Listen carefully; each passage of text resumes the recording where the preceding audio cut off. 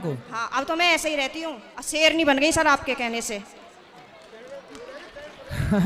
शेरनी बन गई अब हाँ, तो पति सुरक्षित है कि नहीं शेरनी से? पहले सब लोग मुझसे कहते थे तो मैं रोती थी। हाँ। लेकिन उन्होंने मुझे रुला रुला के इतना मजबूत कर दिया है हाँ। कि अब मैं सीधी दहाड़ मारती हूँ। तो वो लोग रोते होंगे अब वो परेशान हो जाते हैं, घर में से चुप निकल जाते हैं। सही करा गुरुजी मैंने? सही है, सही है। सास आपकी परेशान रहती है आपसे क्या? नहीं, सास परेशान नहीं रहती, प्रॉब्लम तो पति से ही है। लेकिन मेरी सास की ये प्रॉब्लम है कि वो अपने बेटे को नहीं समझाती हैं। कह देती हैं हाँ सही कह रहा है, सही तो है, ऐसे ही होए करे। अरे ऐसा कैसा होए करे है? सही है। मैंने बोला है मम्मी को, मैंने कि थोड़ा सा अपने बेटे को भी समझाया करो, मतलब आप उनसे बोला करो कि इस तरीके का व्यवहार नहीं करना चाहिए अपनी पत्नी से, वो भी तो तेरे लिए ही आई है।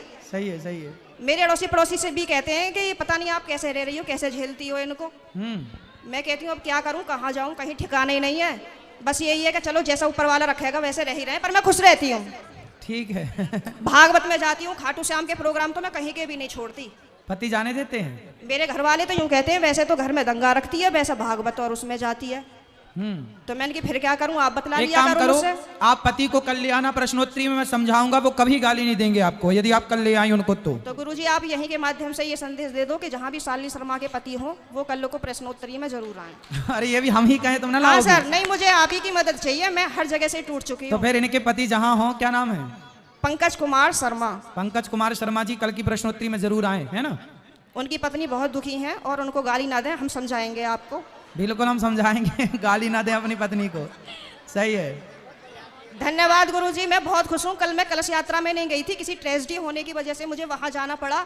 लेकिन मैं पूरी रात इतनी परेशान रही और मैं आज 2 बजे ही आके बैठ गई, यहाँ से आपको देखती रही। मैंने कब आएंगे कब आएंगे कब आएंगे, और अभी भी मेरा कोई जाने का मन नहीं है। अगर आप रात को यहीं रुको तो मैं भी रुक जाऊंगी।